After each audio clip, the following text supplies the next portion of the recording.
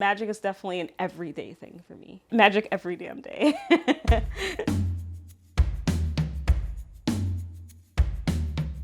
I'm Anais, owner of Mystical Mandrake Root here in New York, and I offer astrology for self-empowerment. What I do with my clients, the astrology for self-empowerment, everything. I call it like a whole self-empowerment toolkit. That's a really good way to sum it all up. The oracle, the tarot, the astrology.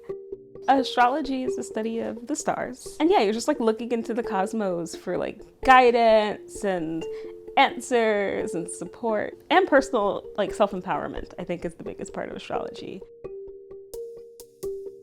I got into astrology, I did the deep dive to understand myself better.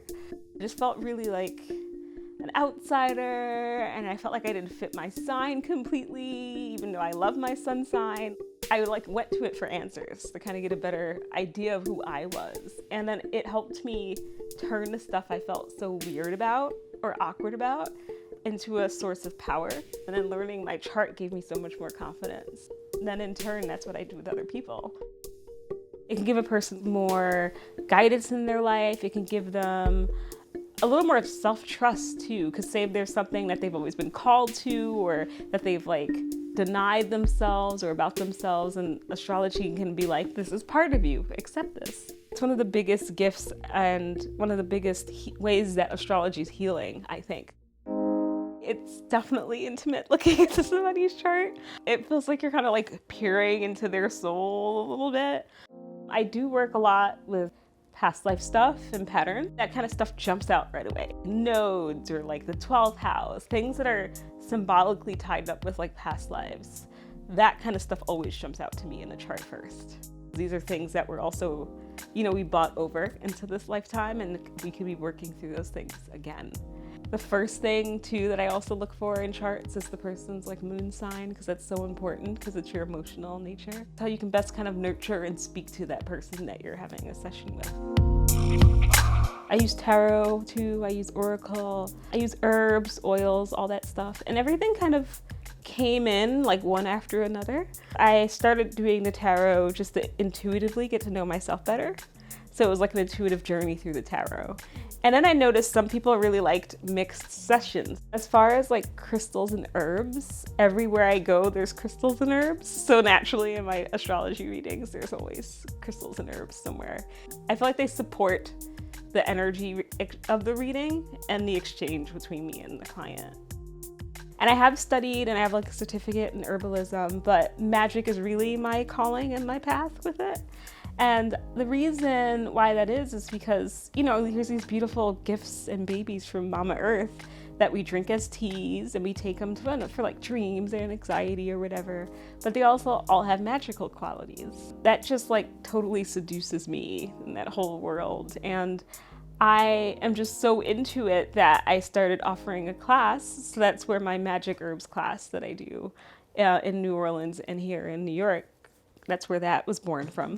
I think the fact that it's at our fingertips also is another reason that I love it so much. Most of the clients I do get are women. Just think of like old school, like meetings in the woods or in the wild, and just like women gathering and just wanting that support and that energy from each other. This is something that I think is in us on like a cellular level. So that's why I think a lot of women just like flock and love other women healers, because there's something in that that's so nourishing, even if we can't put it into words. It just feels like this natural language and energy that you don't have to try to describe. I grew up not feeling very feminine at all, and I didn't really have a relationship with that aspect, with that part. I actually did a lot of rejecting of the feminine energy in me. I wore my brother's clothes, I bound my breast down, like I did everything to not have anything feminine about myself. And, I got to college and I developed a friendship with these two, I call them like crone goddesses that owned a magic shop. I would just spend hours there talking to them, and then like, that's when I started to really pick up with like witchcraft books really seriously. And through that, I started to have this really gentle reintroduction into the divine feminine. It was like a flower unfolding.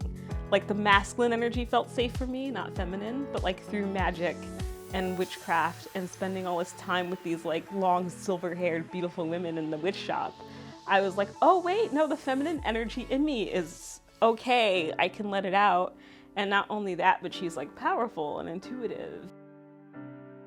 It's hard to put it in a box. Maybe it's just like my Aquarius stuff, I don't know. But it's hard to put what I do and what I would call myself into like a label. It's like really hard for me to do. I feel like having a magical self-care practice, whether it's through tarot, oracle, astrology, combined with having someone that can hold space is just so important. And it's like it's what I'm called to do. I love to just like help people and especially guiding them along. That's my role. That's what I feel like I'm here to do. And through Mystical Mandrake Root with astrology and tarot, I feel like I'm able to provide that to people.